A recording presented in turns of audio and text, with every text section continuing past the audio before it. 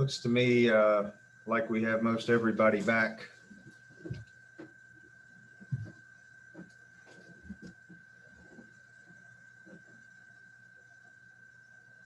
All right, we do have Eric Chaney, who's a board member for Coffee County BOE.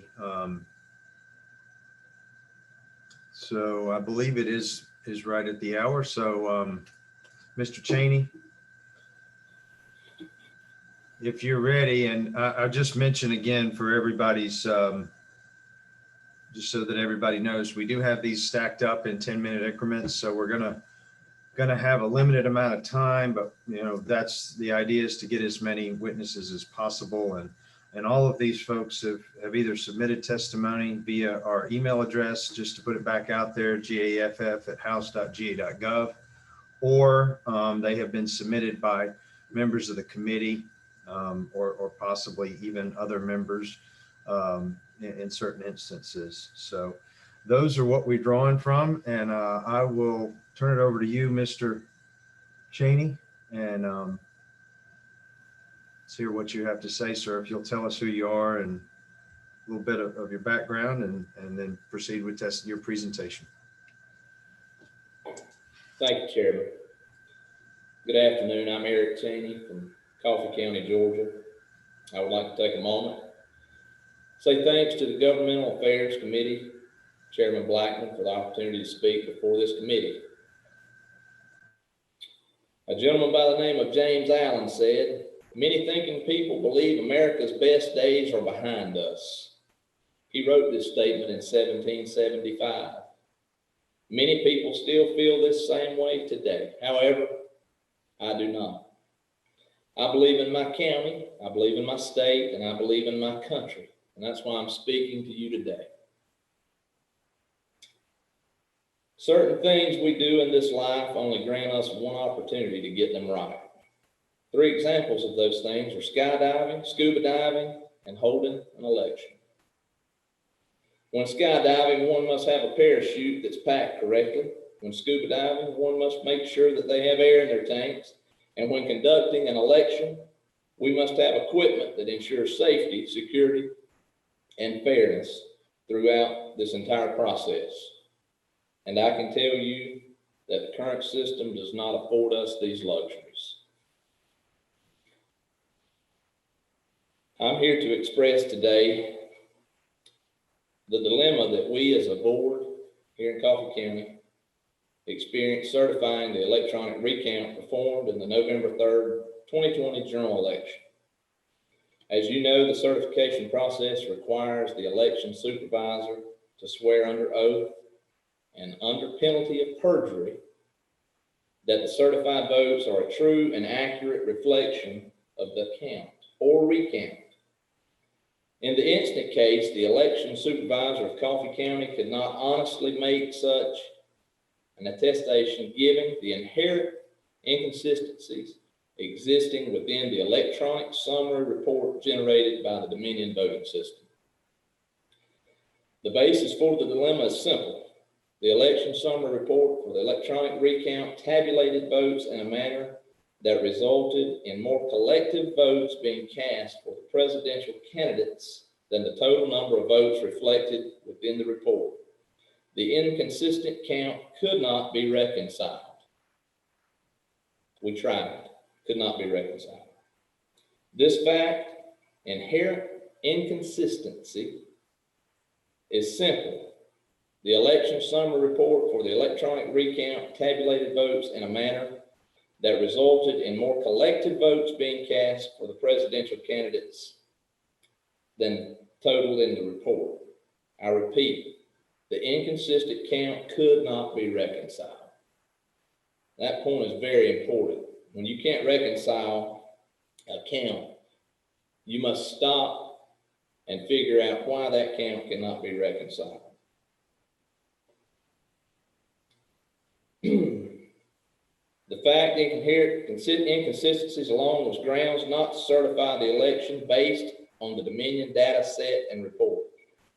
However, the reluctance to certify the electronic recount was compounded where those results were considered in context with the 2 prior prior vote count results. As this committee knows, a hand count of the original general election balloting occurred on November 16th and November 17th. Coffee County's hand count yielded one more ballot than was reflected on the ballot count on election night. At the direction of the Secretary of State of Georgia, if the hand count yields a net vote difference of less than 5 votes, the board was instructed to certify the original vote tally. Coffee County certified on the original election results on November 9, 2020. We certified those results, really not being comfortable with the outcome. You see, the Secretary of State says that if we have a 5-vote differentiation that we can work from, that's 5 votes. 5 votes. What if that one vote or second vote or third vote was your vote, Chairman, that may have counted or may not have counted? Every single vote in the state of Georgia that is a legal vote, we don't need to regard them as just, we don't have to count them, or we can count them, we may count them, we can kind of get it right. No, this has to be done exactly right, every single time. The election report used to certify the original election results was internally consistent, meaning that the sum of the votes for each presidential candidate equaled the total votes reflected on the report. The hand count also yielded the same internal consistency within the report. If you will see Exhibit 5, it is worth noting that we believe Dominion electronic election reports generated in prior elections were likewise internally consistent as well. The internal inconsistency of the election summary report stands in stark contrast to all other prior elections. I want to read that line one more time. The internal inconsistency of the election summary report stands in stark contrast to all other prior elections. When I mentioned exhibits a moment ago, we have sent in a list of exhibits and a total package of data that we would love for you to look through. Anyone who may. We do have that, Mr. Chaney. I do have a couple of questions, and I know we're going to run out of time. I don't want to cut any important points that you might have out, but I do have a couple of people that want to ask. A couple of committee members have a couple of questions. So, Yeah. Representative Bernal, you had a question? You wave. Okay. Representative Turner had a question. I might have missed it. I heard that you said, thank you, by the way, for being here. I'm going to speak quickly in the interest of time. I heard you say that there was one extra vote in the hand count versus the machine count, but I don't know that I picked up on how far off the second machine count was. I was getting to that point. Okay. And further down my explanation. Okay, go ahead. Yeah. If you wouldn't mind answering the question, please. Yeah, please continue, Mr. Chaney. Yes, we have a 50 vote difference, 50 votes in the second hand count that we could not reconcile, could not duplicate. Was that a hand count or a machine count the second time? That is a machine count. Thank you, sir.